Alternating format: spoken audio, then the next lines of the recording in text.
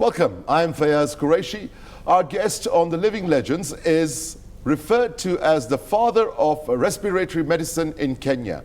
He's part of the team of medics that have been involved in research and the fight against tuberculosis.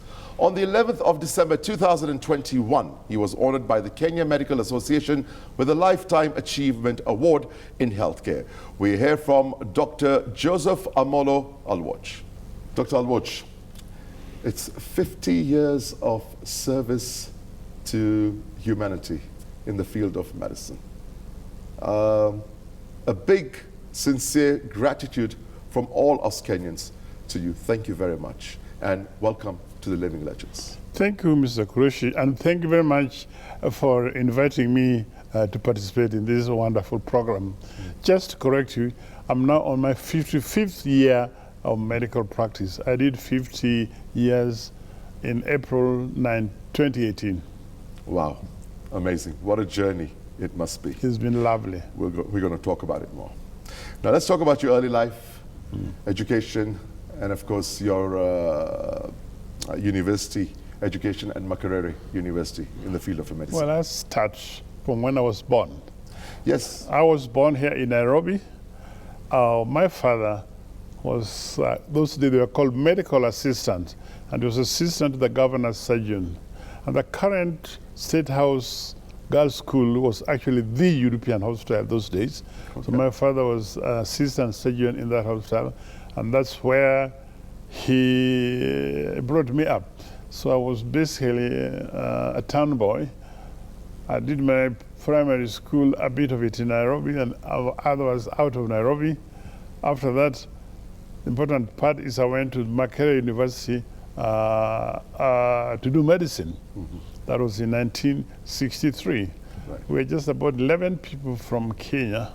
Unfortunately, most of them are now dead. There are only 3 of us still remaining. Wow. I was sad. Very sad. And I did my medical training there. I came back, worked in Kenya, and then I went to the London hospital to start practicing chest medicine. So I worked in London and also in Edinburgh. And then I came back, and I've been working in Kenya since then. When I came back first time, I had several posts. First, I was a consultant at the Kenyatta Hospital in chest medicine. Then I was also appointed honorary lecturer in chest medicine at the University of Nairobi officially. Then I was also in charge of TB control, and later on communicable diseases.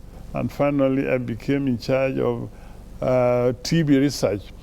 And we developed what's known as short course chemotherapy in tuberculosis by 1977. And that is a course which is used all over the world. And for the last 40 years, nothing better has been found than what we did in East Africa. That's Kenya, Uganda, Tanzania, and Zambia. And I was lucky enough to be the director of that research project. So you actually specialize in tuberculosis? Well, it's chest and you've been on the main research team? Yes. Oh, it's chest medicine. But those days, particularly in Africa, the chest medicine was tuberculosis. That was the biggest problem.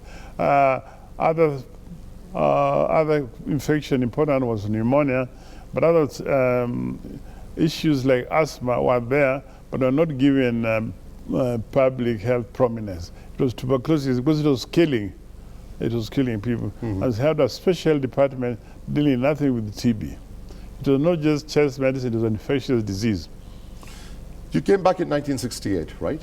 From Makerere. And from Makerere, and then you went to the UK? In 1972. 72. And your specialization in respiratory medicine, tell us about your journey in this area of specialization. Why did you choose it? What inspired you to go for respiratory medicine? What really inspired me was one of my mentors. He was called Dr. Wilfred Konandi. He passed on. He was actually one of the first respiratory physicians in Kenya to train respiratory medicine. And when he came back, I worked with him at the Kenyatta Hospital and the Infectious Diseases Hospital. Mm-hmm. And he inspired me. So he recommended me a few institutions in the UK, where he had been before, like the Brompton Hospital. So I went there in addition to Brompton, also to have the same experience he had. And that's how I ended up doing respiratory medicine. When I came back, he was already a senior consultant in charge of infectious diseases. So automatically posted me to be in charge of infectious diseases, TB hospital at the IDH, it was called Infectious Disease Hospital. And that's how I continued. Then later on, he also organized for me to be in charge of TB research. So basically, I was following my mentor's footsteps. Were you also involved in any form of research for HIV? Well, I would say I was involved in research for TB, but I was involved in HIV control activity.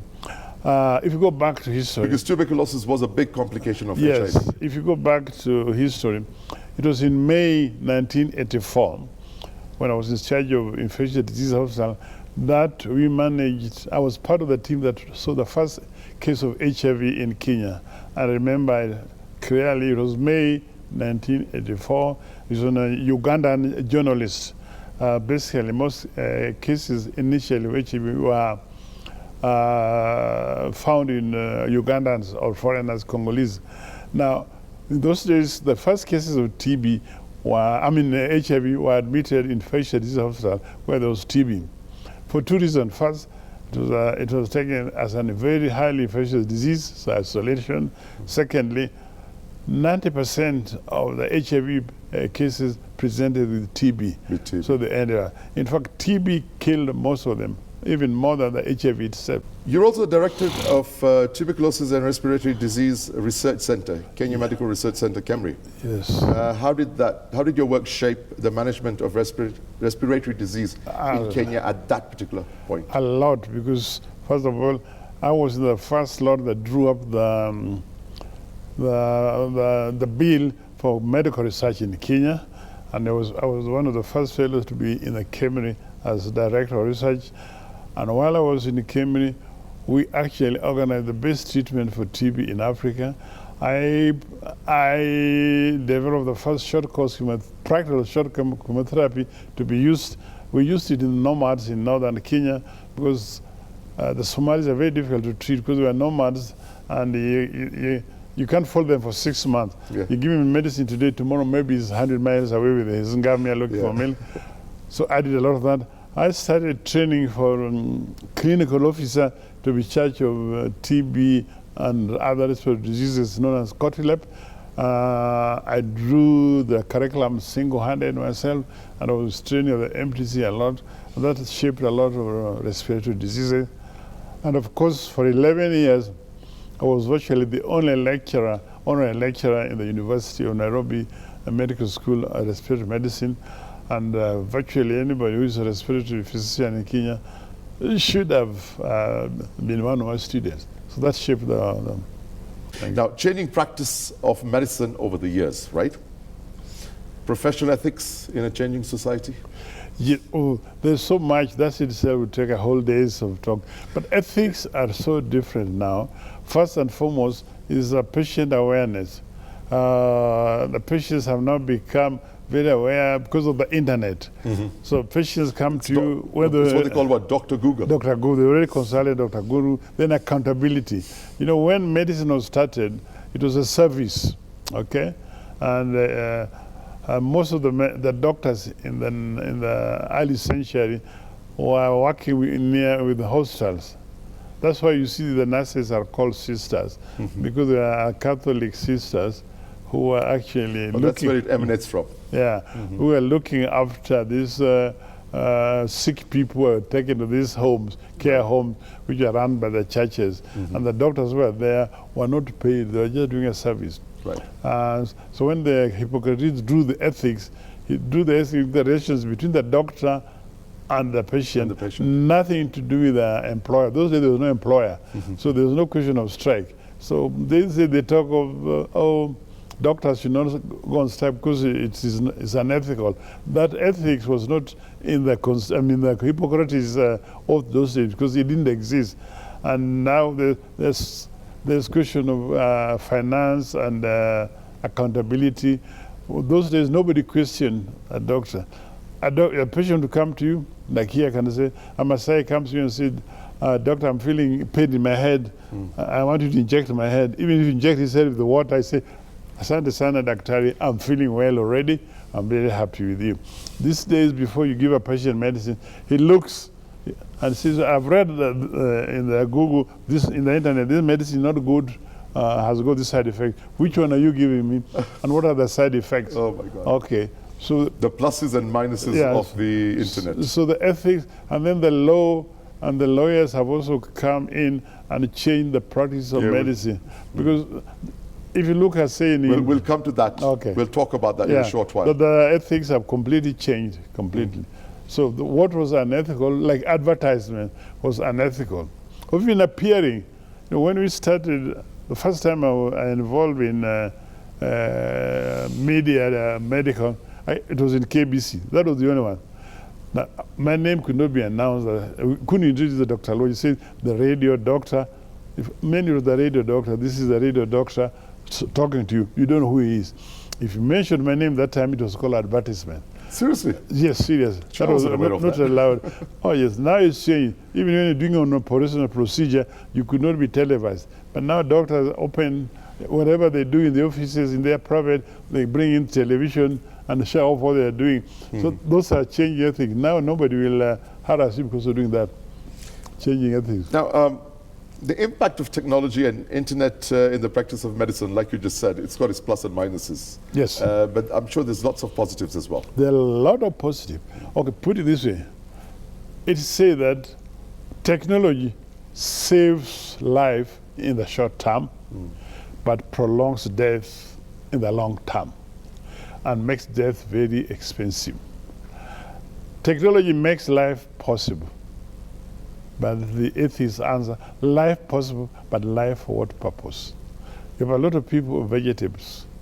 Look at Sharon, who lived for 3 years. Yeah, he was a vegetable. Vegetable. Yes. Life was possible because of technology. We've had here, even in Nairobi, an important friend I was in the ICU in Nairobi for 3 years. I've had a few friends, relatives in similar situations so you make where families insist to keep them. Yes. They say, do whatever you can. Yes. Do not turn off the village. Now, Dr. Christian Barnard, in his book, Good Life and Good Death, said clearly that life should have a quality. 100%. Prolong life, prolong life, a good life, not just prolonging, not just add days to your life, you should add life to your days. Rather live a short day with a better life than live a very long days with a poor life. So that's... He's spot on. I agree with that 100%. So this is what some people call the failures of our successes. So technology is a success. It's got the plus and the minus at the same time. Because sometimes some of the children you see... Prolonging death in a very painful fashion. Some of the children you see, the so-called special baby, who are now surviving because of technology. But they'll never know why they're living. They make their mothers miserable or their parents, because you can't even live in there for a minute. The moment you leave in there, he's falling into fire, he's falling into something dangerous. So you're always looking after him. So the mother becomes sick. So what is he living for? Okay, he's alive. So these are some of the aspects of technology. But no doubt, the only way to develop anything in the world now is technology. And technology has changed. In fact, it is said that in the very near future, half of the things we are doing now will be done by artificial intelligence. Artificial intelligence have come into serious play in medical. In radiology, for example, the best way to read, you have artificial intelligence program that can now read radiology better than human beings. Even when it comes to cancer... You'll have robotics, right? Yeah. Not robotics. This is artificial intelligence, computer. Or based, computer-based. Yeah. Okay. Robotics also perform surgery, and they're better than a lot of surgeons. Because they don't shake, they're so precise, and you can operate under the patient. Where the hand will not reach. Where the hand will not go corner. So they essentially, in fact, he said that in another 50 years, You only need half of the doctors in place in the world. The rest will be done by technology, either artificial intelligence. But you'll need someone to run that artificial intelligence. A lot of them. The role will still but be you know, there. with machine learning, these machines, you know, you have to know some technology. Machine learning, these computers now learn with each process they do. So you don't have to always feed them, they learn themselves, which is the big data period, making life very difficult. Now, a very important question, transformation of healthcare from a service to a business. Yeah. Is this good or bad? The change came in 5th of November, Money. 1971. No. The attraction of money? No, listen to my story. The change came in 5th November, 1971. It was a Friday, and the first time Kenyatta was president, the first time doctors went on strike for more money. And they were, after that, people went into prison, in cell. I was taken in cell. I stayed in cell for 3 days. Then 5th, 6th, and 7th December. 8th, we came out on a Monday. There was somebody called Harry Makecha, was a lawyer, who bailed us out. We are not in prison. Now, after that, they refused to improve the services. So then suddenly the doctors realized, probably we can have it better. We don't have to fight and suffer for this. So this migration of doctors, consultants started from the top. Consultants. So that's where it all started, private practices. And they've never looked back. And they never looked back. Nothing has ever been the same. I think it's across the world. Yes, it's across the world. Across the world. What are the changing trends in medical education? Well, there's a lot of things. First of all, medicine is now highly technology guided again as again, and that is changing a lot. Now we have what's known as interventional consultant. Before you were training patients how to talk, take history, examine the patient, then you order tests. Now the patients come in, they've already done the test. Some of them go on the test. See, the doctor, I went for this X-ray, I had a chest pain, already done for this X-ray. So the training is completely different. And now when the training institution like Kenyatta, you don't have a so-called fresh patient, because most of the patients to train the students on already been to maybe private nurse home or some private social, they're referred there. When they come there, they're already been worked on. So the medical student may just read the notes, referral notes. Referral notes. So it doesn't learn how to take a good history, because the patient already been worked on. But our time, patients come from the village for the first time in the hospital. So you get the first history. Full analysis, full history. Analysis, yeah. And so you've got that file there. So the next time he comes, you know what's going on with it. Change. Secondly, a lot of the things we used to do are now done by technology. We had to listen to the heart. Now some of them don't even know the heart sound because you use echocardiogram to tell you what's happening in the heart. So you don't need to use your stethoscope as much. Most of the examination can be done by technology. So it's changed everything else. You're a published author. Your book is titled 50 Years of Health Service in Kenya, 1968 to 2018. Yeah. And of course, the first book that you authored, which is an autobiography of yourself, In the Footsteps of My Father. It's called The Footsteps of My Father, because my father was a medical assistant. Right. Basically, those days they were just called doctors. Right. They were black, so nobody would call a black man a doctor those days.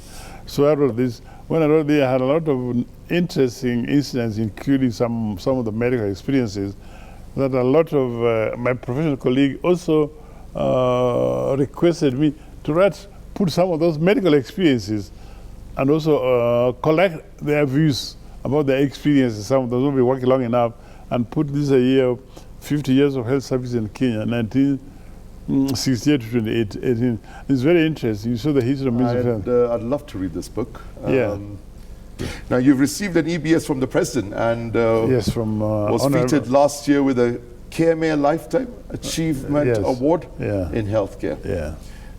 What do these honors mean to you? They must be very special to you. Just mean that you've been appreciated. That's all. You're not wonderful, but at least you've done something that makes people appreciate your efforts. You've definitely lived up to your Hippocratic oath. Yeah, you took it very seriously. Yeah. You're not extraordinary. You're not superhuman. You're just ordinary man who's dedicated to his job. You are extraordinary human beings because you've changed lives of millions of people in the past 50 years. You've made a difference to people. And I'm sure there's so many people who come up and say that you actually, thanks to you, this happened and that That's happened. true. That's very true. And That's very true. A lot of people. thank you very much, Oh, it's Dr. been- Aluoch. It's been nice It's talking been to you. an absolute honor, privilege. You are a living legend. And we thank you for being on our show. Thank you. Asante sana. So- The field of medicine is changing. The education, the relationship with the population that is more knowledgeable, the balance between public and private practice, the influence of commerce and lawyers getting involved. Despite all these factors, it is important that medical practitioners uphold ethics at all times. That is the message from the recipient of the 2021 Kenya Medical Association's Lifetime Achievement in Healthcare Award, Dr. Joseph Aluoch. I am Fayyaz Qureshi. Thank you for joining us.